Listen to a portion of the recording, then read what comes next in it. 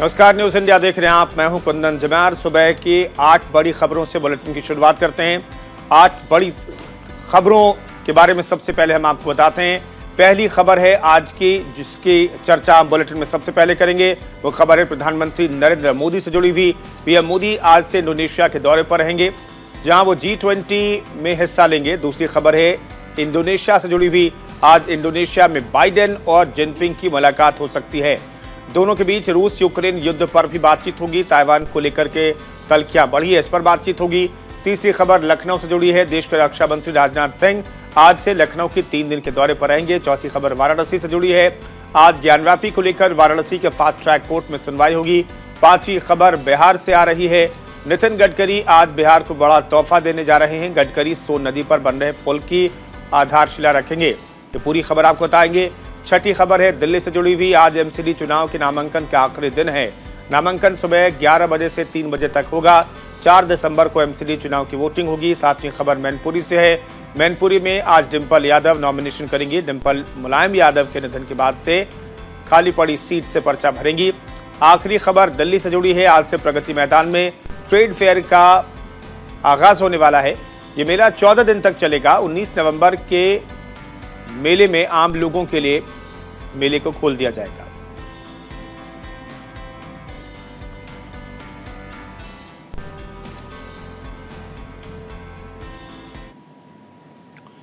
तो सबसे पहले बात इस वक्त की बड़ी खबर की। इंडोनेशिया के दौरे पर प्रधानमंत्री नरेंद्र मोदी जाने वाले हैं। G20 शिखर सम्मेलन में हिस्सा लेंगे प्रधानमंत्री मोदी। 14 से 16 नवंबर तक बाली में रहेंगे प्रधानमंत्री नरेंद्र मोदी। 16 नवंबर तक 20 द्विपक्षीय बैठकों में हिस्सा लेंगे। वैश्विक नेताओं के साथ उनकी मुलाकात होगी। प्रधानमंत्री नरेंद्र मोदी आज से इंडोनेशिया के दौरे पर रहेंगे। इंडोनेशिया में अपने दौरे के दौरान पीएम G20 कार्यक्रम में भाग लेंगे। G20 के शिखर सम्मेलन में भाग लेने के अलावा वे इसमें हिस्सा लेने वाले 10 देशों के प्रमुखों से सीधे द्विपक्षीय मुलाकात करेंगे। इसमें बहुपक्षीय और द्विपक्षीय मुद्दों पर विस्तार से चर्चा होगी। चूंकि G20 संगठन का अगला मेजबान जो है वो भारत है और इसकी अगली बैठक सितंबर 2023 में नई दिल्ली में होने वाली है। इस लिहाज से पीएम मोदी की योजना बाली में ज्यादा से ज्यादा नेताओं के साथ द्विपक्षीय बातचीत करके उन्हें न्योता देने की है। पीएम मोदी 14 से 16 नवंबर तक बाली में ही रहेंगे। G20 शिखर सम्मेलन 15 और 16 नवंबर को है। शिखर सम्मेलन 3 सत्रों में होगा और पीएम मोदी इन तीनों सत्रों में दूसरे वैश्विक नेताओं के साथ चर्चा करेंगे, हिस्सा लेंगे।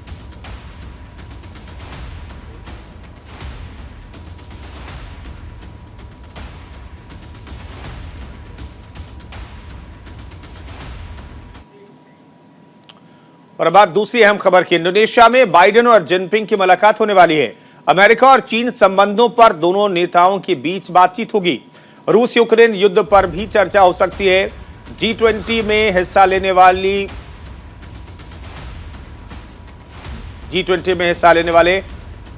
ये नेता हैं दोनों, जिनपिंग और बाइडेन। लेकिन उससे पहले इनकी द्विपक्षीय मुलाकात होगी बाली में। दोनों नेताओं की मुलाकात होने वाली है G20 शिखर सम्मेलन से पहले। आज इंडोनेशिया में अमेरिकी राष्ट्रपति जो बाइडेन और चीन के राष्ट्रपति शी जिनपिंग के बीच मुलाकात होगी। दोनों देशों के राष्ट्रपति इंडोनेशिया में G20 की बैठक में भाग लेने के लिए पहुंच रहे हैं। हालांकि दोनों राष्ट्रपतियों के बीच ये बैठक G20 की बैठक से इतर होगी। ये जानकारी व्हाइट हाउस की तरफ से दी गई है। व्हाइट हाउस की प्रेस सचिव काराइन जीन पियरे ने बताया है कि राष्ट्रपति बाइडेन 14 नवंबर को इंडोनेशिया के बाली में चीन के राष्ट्रपति शी जिनपिंग से मुलाकात करेंगे। दोनों राष्ट्रपतियों की इस बैठक को काफी अहम माना जा रहा है। अमेरिकी हाउस स्पीकर नैन्सी पेलोसी की ताइवान की यात्रा के बाद दोनों देशों के बीच संबंधों में तनाव बढ़ा है। बताया जा रहा है कि राष्ट्रपति बाइडेन अमेरिका और चीन के बीच संचार की लाइनों को बनाए रखने और संबंधों को मजबूत करने के प्रयासों पर चर्चा करेंगे। बैठक में अंतर्राष्ट्रीय समुदाय को प्रभावित करने वाली अंतर्राष्ट्रीय चुनौतियों पर मिलकर काम करने पर भी चर्चा हो सकती है।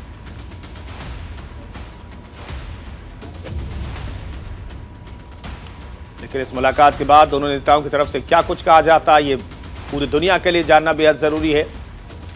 बाइडेन और शी जिनपिंग की मुलाकात होने वाली है। चीन और अमेरिका के बीच तनाव बढ़ा है और इन सब के बीच G20 शिखर सम्मेलन से पहले दोनों नेताओं की मुलाकात आज बाली में होने वाली है। इस मुलाकात में क्या कुछ निकल करके सामने आता है, दोनों नेता क्या कहते हैं, रिश्तों को मधुर बनाने के लिए, रिश्तों को पटरी पर लाने के लिए, बेहतर करने के लिए क्या कुछ प्रयास किया जाता है और क्या कुछ बयान आता है, ये देखना बेहद जरूरी है। दरअसल नैन्सी पेलोसी की ताइवान के दौरे के बाद चीन और अमेरिका के रिश्तों में खटास आई, तनातनी इतनी बढ़ गई कि जंगी जहाज को तैयार रखने तक के लिए कहा गया। लेकिन इन सब के बीच G20 शिखर सम्मेलन से पहले इन दोनों नेताओं की मुलाकात होने वाली है। एक और बड़ी खबर आपको बताते हैं, लखनऊ के दौरे पर रक्षा मंत्री आने वाले हैं। राजनाथ सिंह 3 दिन के लखनऊ के दौरे पर रहेंगे। राजनाथ सिंह शाम 5 बजे लखनऊ एयरपोर्ट पहुंचेंगे और रक्षा मंत्री राजनाथ सिंह आज से यूपी की राजधानी लखनऊ के 3 दिवसीय दौरे पर रहेंगे। संसदीय क्षेत्र में वो 3 दिनों तक रहेंगे। अपने 3 दिन के दौरे के दौरान राजनाथ सिंह महानगर विस्तार स्थित B49 पार्क में आवासीय कल्याण समिति और स्थानीय लोगों से संवाद करेंगे। मंगलवार के कार्यक्रम की अगर हम बात करें तो मिनट टू मिनट कार्यक्रम हम आपको बता देते हैं। मंगलवार को 3:30 बजे ऐशबाग वार्ड सुदर्शनपुरी बस्ती में धानुक समाज के साथ संवाद। इसके अलावा शाम 4:30 बजे क्षेत्रीय लॉन राजाजीपुरम में राजाजीपुरम आवासीय कल्याण समिति से मुलाकात और संवाद करेंगे। जनसंवाद कार्यक्रम के बाद शाम 5:30 बजे दिलकुश आवास के लिए रवाना होंगे। रात 8:30 बजे याहियागंज गुरुद्वारा जाकर मत्था टेकेंगे। गुरुद्वारे से दिलकुशा आवास जाएंगे। 16 नवंबर को सुबह 11:30 बजे कन्हैया माधवपुर वार्ड के अंतर्गत भुवर गांव में स्थानीय लोगों से भेंट कर संवाद करेंगे। बाद 12:30 बजे आलमनगर सैटेलाइट रेलवे स्टेशन पहुंचेंगे और वहां चल रहे निर्माण कार्यों का निरीक्षण करेंगे।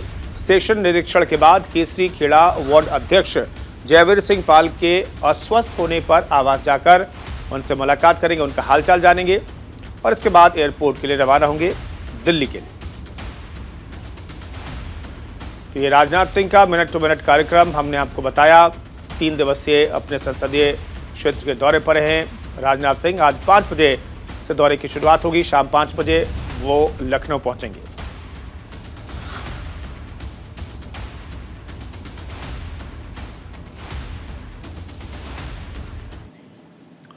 और ज्ञानव्यापी केस में आज फास्ट ट्रैक कोर्ट में सुनवाई है और शिवलिंग की पूजा और गैर हिंदुओं के प्रवेश पर सुनवाई हुई है और उम्मीद की जा रही है कि इस पर आज कोई फैसला आ सकता है। केस की पोषणीयता को लेकर के भी सुनवाई चल रही, तो क्या ये इस मामले को सुनने लायक है या नहीं है, इस पर फैसला आने की उम्मीद है। 7-11 पर उम्मीद है कि आज कोर्ट कोई फैसला लेगा। सिविल जज सीनियर डिवीजन की बेंच अहम सुनवाई करेगी और फैसला उम्मीद है कि इस पर आज आ जाएगा। ज्ञानव्यापी परिसर के वजूखाने में मिले कथित शिवलिंग की पूजा अर्चना और ज्ञानव्यापी परिसर में गैर हिंदुओं का प्रवेश वर्जित करने को लेकर के अहम फैसला आज आ सकता है। विश्व वैदिक हिंदू सनातन संघ के राष्ट्रीय सचिव किरण सिंह के जरिए आदि विश्वेश्वर विराजमान को लेकर फास्ट ट्रैक कोर्ट में सुनवाई चल रही है। भगवान आदि विश्वेश्वर विराजमान द्वारा श्रीमती किरण सिंह विसेन और अन्य बनाम उत्तर प्रदेश राज्य और अन्य की पोषणीयता पर आज सिविल जज senior division fast track court के महेंद्र कुमार पांडे अपना महत्वपूर्ण फैसला सुनाएंगे। मुस्लिम पक्ष के वकील तौहीद खान ने बताया है कि जिला जज की अदालत में श्रृंगार गौरी मामला नियमित सिर्फ पूजा को लेकर था, जबकि इस केस में ज्ञानव्यापी मस्जिद के टाइटल को लेकर है, इसलिए उन्हें पूरी उम्मीद है कि यह मुकदमा अदालत खारिज कर देगी।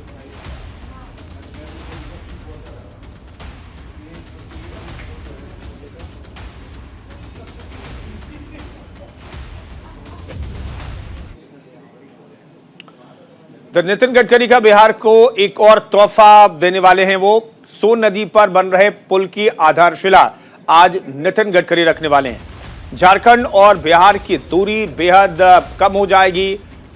झारखंड और बिहार को ये पनडुका पुल जोड़ेगा। 200 किलोमीटर से घटकर महज 2 किलोमीटर झारखंड और बिहार की दूरी रह जाएगी। इस इलाके से 196 करोड़ की लागत से बन रहा ये पुल, जिसकी आधारशिला आज केंद्रीय मंत्री नितिन गडकरी रखेंगे। बिहार के रोहतास जिले से अब झारखंड के पलामू की दूरी मात्र 2 किलोमीटर रह जाएगी। भारत सरकार के पथ परिवहन विभाग के जरिए निर्माण कराए जा रहे हैं। पनडुका पुल के कारण ऐसा संभव हो पाएगा। इस पुल का शिलान्यास नितिन गडकरी आज करने वाले हैं। रोहतास आकर के सासाराम जिला मुख्यालय से लगभग 130 किलोमीटर दूर पंडुका गांव में सोन नदी के किनारे इस पुल का शिलान्यास किया जाएगा। इस पुल की तैयारी अपने अंतिम चरण में है। सासाराम से बीजेपी के सांसद छेदी पासवान पिछले 2 दिनों से पंडुका में डटे हुए हैं और तैयारी की समीक्षा कर रहे हैं। 2 लेन के इस पुल की लंबाई 2 किलोमीटर से ज्यादा की होगी, जिसकी वर्तमान लागत 196.12 करोड़ रुपए है। आने वाले 2 सालों में इसके निर्माण कार्य पूरा होने की उम्मीद है। बड़ी बात यह है कि इस पुल के निर्माण के लिए कई तरह के जमीनी कार्य पूरे कर लिए गए हैं। जमीन अधिग्रहण का काम कर लिया गया है।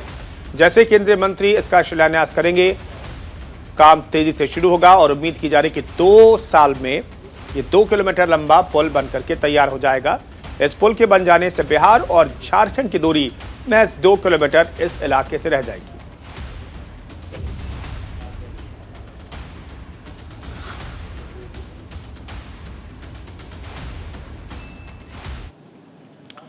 एमसीडी चुनाव के नामांकन का आज आखिरी दिन है। नामांकन के लिए प्रत्याशियों की आज भीड़ जुटने की उम्मीद है।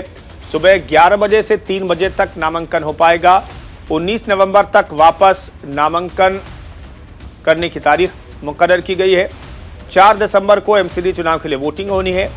7 दिसंबर को आएंगे एमसीडी के चुनावी नतीजे। तो एमसीडी पर काबिज क्या बीजेपी रह पाती है या आम आदमी पार्टी बहुत जोर लगा रही है, उसे सफलता मिलती है, इसका जवाब 7 तारीख को यानी कि 7 दिसंबर को मिल जाएगा। दिल्ली नगर निगम चुनाव के नामांकन का आज आखिरी दिन है इन सबके बीच। ऐसे में नामांकन केंद्रों के बाहर बड़ी संख्या में भीड़ लगने की उम्मीद है। तीनों प्रमुख दलों के प्रत्याशियों के साथ उनकी कवरिंग कैंडिडेट की संख्या को लगा लें तो 1500 के करीब नामांकन आज हो सकते हैं। इसके अतिरिक्त बीएसपी, जेडीयू और निर्दलियों के साथ अन्य गैर मान्यता प्राप्त दलों के प्रत्याशियों से यह संख्या 2000 तक पहुंच सकती है। चूंकि 7 नवंबर से शुरू हुई नामांकन की प्रक्रिया में अभी तक मात्र 35 नामांकन ही कई रिटर्निंग ऑफिसर को मिले हैं। शनिवार और रविवार को छुट्टी होने और प्रमुख दलों के प्रत्याशियों की घोषणा में देरी से कई नामांकन केंद्रों पर अभी तक एक भी नामांकन नहीं हुआ था। सेंटर में 100 मीटर की दूरी तक रोड शो की इजाजत नहीं है। इस बार राष्ट्रीय पार्टियों, एक राज्य स्तर की पार्टी और 50-50 क्षेत्रीय दलों के एमसीडी चुनाव लड़ने की संभावना है। चुनाव आयोग ने 190 फ्री सिंबल स्वतंत्र उम्मीदवारों के लिए रखे हैं। जनरल सीट पर 5000 और आरक्षित सीट पर 2500 रुपए सिक्योरिटी डिपॉजिट है। नामांकन पत्रों का सत्यापन 16 नवंबर, नामांकन वापस लेने की आखिरी तारीख 19 नवंबर है।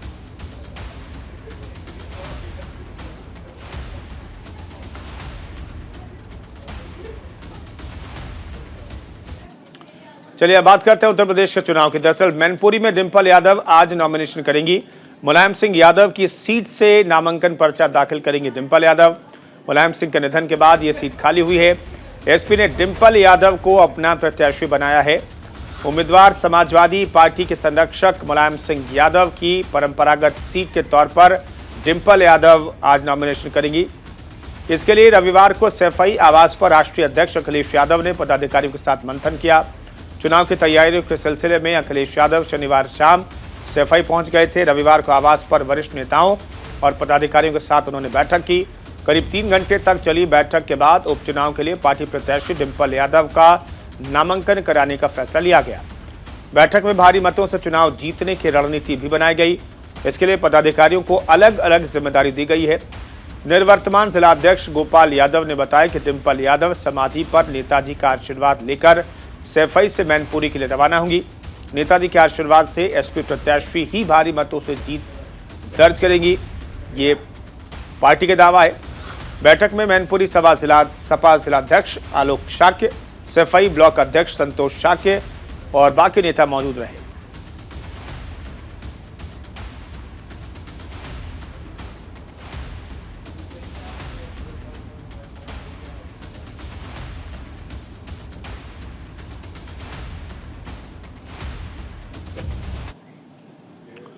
एक बड़ी खबर आपको बताते हैं, आज से प्रगति मैदान में ट्रेड फेयर लगेगा।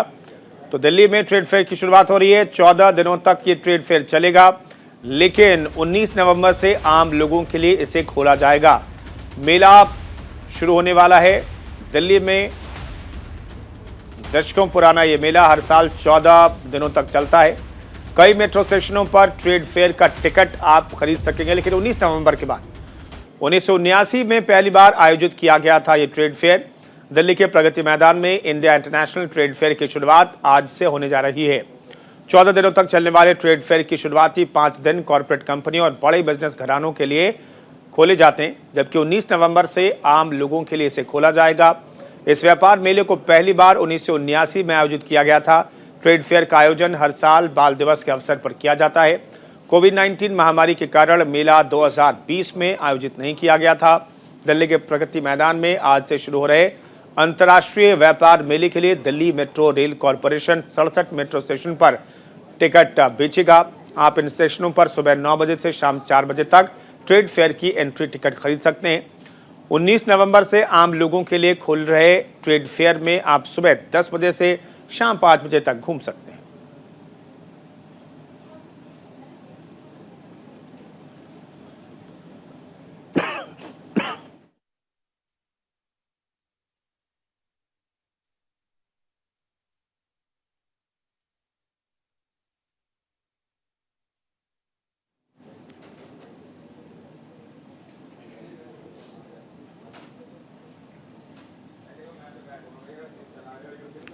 एक बड़ी खबर उत्तर प्रदेश के हरदोई से बीजेपी नेता और पूर्व मंत्री के घर पर छापेमारी हुई है।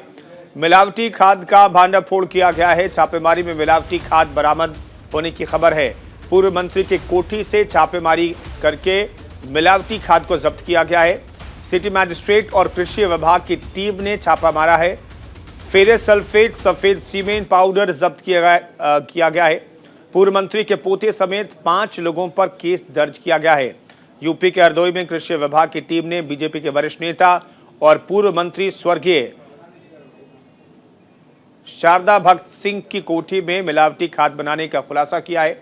सिटी मजिस्ट्रेट सदानंद गुप्ता के नेतृत्व में कृषि विभाग की टीम ने छापेमारी के दौरान भारी मात्रा में मिलावटी खाद बरामद किया है।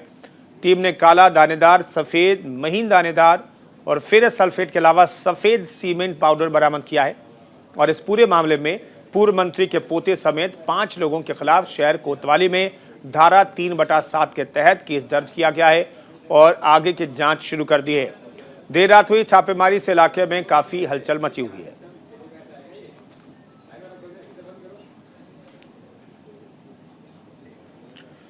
दिल्ली में प्रदूषण में शनिवार को मामूली सुधार के बाद रविवार को फिर स्थिति खराब हो गई। राजधानी में हवा का स्तर अब भी बेहद खराब बना हुआ है। केंद्रीय प्रदूषण नियंत्रण बोर्ड के मुताबिक रविवार सुबह दिल्ली में AQI 320 दर्ज किया गया। वहीं NCR में सबसे ज्यादा खराब हवा 282 AQI के साथ गुरुग्राम की रही।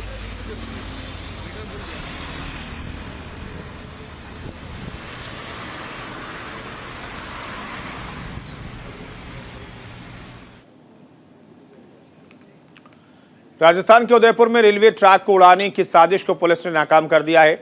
सूचना मिलते ही ATS की team Udaipur Ahmedabad railway track पर पहुंची और डेटोनेटर बरामद किया है। साथ ही मामले की जांच भी शुरू कर दी गई है। वहीं रेल मंत्री अश्विनी वैष्णव ने दोषियों को कड़ी से कड़ी सजा दिलाने की बात कही है।